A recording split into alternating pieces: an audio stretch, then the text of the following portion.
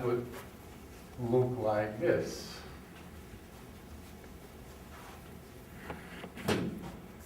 So, like d alpha, that's a p plus 1 form. So it's p and then j, right? So it has p plus 1 indices. So these are equal to dj. Well, that's the d by dxj. I just write it so that it's easy to alpha 1, alpha p. And then you antisymmetrize over all of these indices because that thing is antisymmetric over all of them, which means that you should antisymmetrize over all of these indices. And then that antisymmetrization will include, well, you have to multiply by p plus 1 to make the coefficient right, because the antisymmetrization has 1 over p plus 1 factorial and so on, but because this is already antisymmetric, it will just have p plus 1 terms. Well, I can write all of these terms. So basically I have dj alpha I1 phi p. It starts with this term with the coefficient 1. Okay, and then the rest is just obtained by computing this coefficient to make it antisymmetric. So you take that j and you place it in each of these places. You commute two indices at a time. Okay, so and that will give it to you. So if you put that coefficient, well, for example, let me just do an example. If you have d alpha of p equals 1, then this will be a 2 form ij, which is di alpha j minus dj alpha I. If p is equal to 2, then you'll get p alpha ijk, so you get, yeah, j comes first here. So it is di alpha jk plus, then you do cyclic permutation. There are 3 terms like that. What is it? J pi plus d j I j. So anyway, the important thing is that its first derivative and it is such that it is antisymmetric. And the first coefficient is that. Okay, then extended derivative. Now, pullback. Let me explain where the pullback comes from and why do we need it.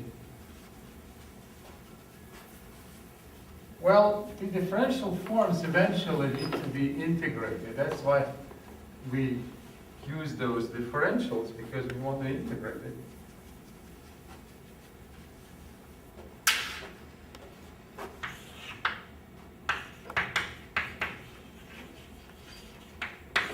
Well, let's say you have a 1 form.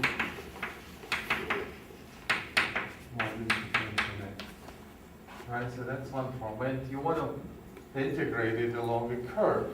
So you should have a curve. So gamma is a curve. What is it? So it's a map. Well, that's a t. T sitting in that interval. And you map it to some I. So that's a curve. Right? T map to gamma t. That's the point in I. And so I want to integrate it. Say an integral of alpha over that curve gamma. What is this? I'm going to define this as the integral from a to b.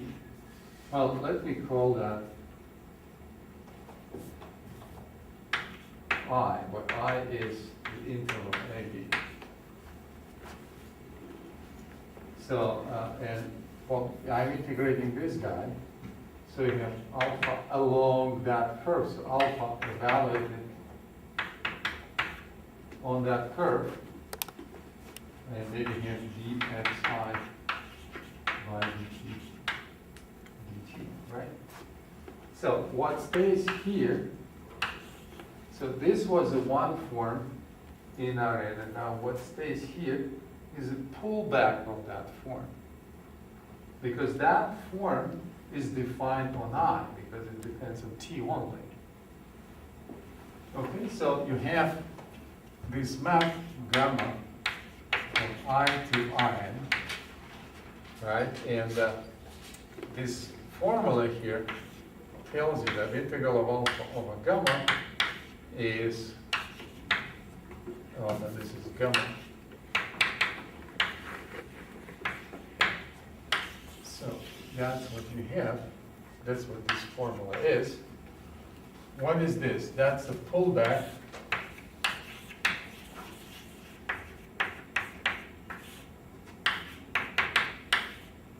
This is a one form on I, on one-dimensional manifold, which is that interval. Okay? So this is, well, one form, and it is alpha I dxi by dt. Well, you see that what it is, it's just a chain rule. Well, basically, but now you could generalize it to any other dimension. You could say what instead of I, well, we want to integrate it over some, say, k-dimensional submanifold. Let's say P is equal to P. P is P, okay? And then you have alpha, which is a P form. Well, let's say alpha is equal to alpha I1, IP of x, dx I1, dx IP. So that's a P form in Rn. And then I have, well, I need to describe that surface here. I had a curve. Right? So, well, this is a one-dimensional submanifold. The curve is a one-dimensional submanifold. Now I want to have p-dimensional submanifold. So, what I need, well, instead of gamma, let me call it an F. So it will map something, well, let's call it S, to Rn. And so how do you describe it? Well, instead of this, well, this will be p-dimensional.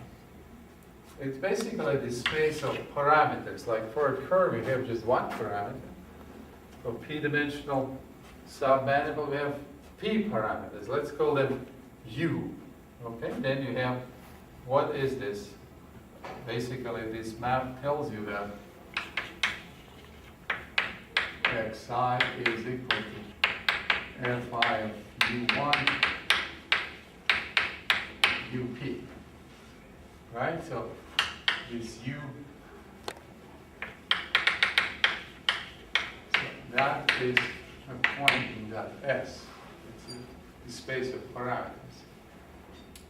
Okay, and then, well, if you do the change of variables here, you'll get a pullback.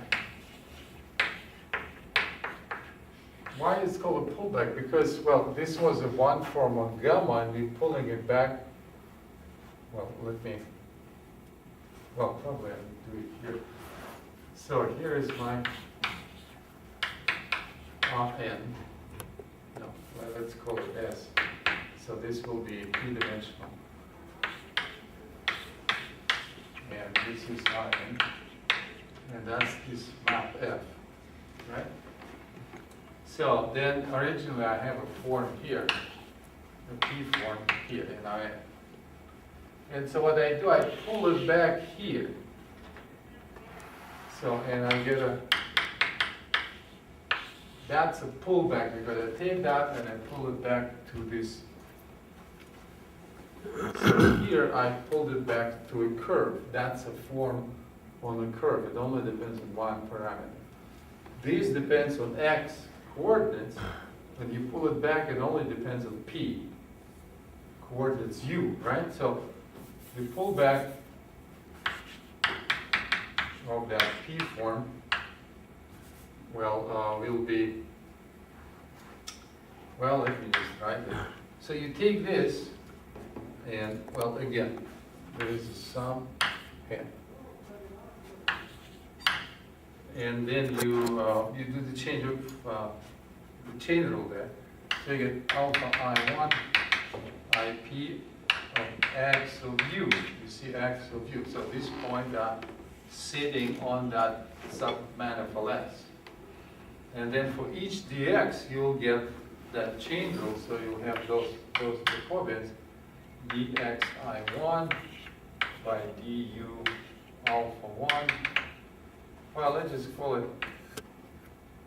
1, which dx IP by dup. Oh no, there is no. And then you have du1 dup.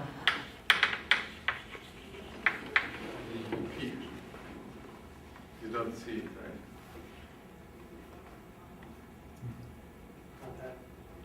Well, do you see that? Okay. So, well, the rest is just du1 dup. That part comes in.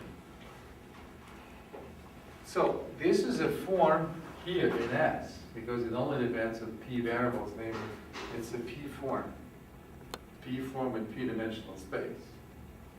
And you see all these Jacobians here, and that thing here front, that's the component of the pullback form. And so if you integrate it over that submanifold, well, basically a surface, P-dimensional surface. So this is specifically for a P form in a P space, but if it's, we get so of a lower degree that we pull back to the space though, right? No, but if you do integrals, you always pull back to, because you want to do integrals over P variables. Mm-hmm. Well, let me write it, you'll see. So, so here is S, and I'm integrating a P form. So then, by definition, this is, well, no. So basically, it's the pullback of that over S, where this is equal to that. So you see that this has du1 dup, and then you just integrate over that S. It's just a normal integral. You have that thing in front, and then you just integrate. Well, let me, if you want, let me just write it. So basically, you get du1 dup over S, and here you have the sum alpha 1 and P of x of u dx.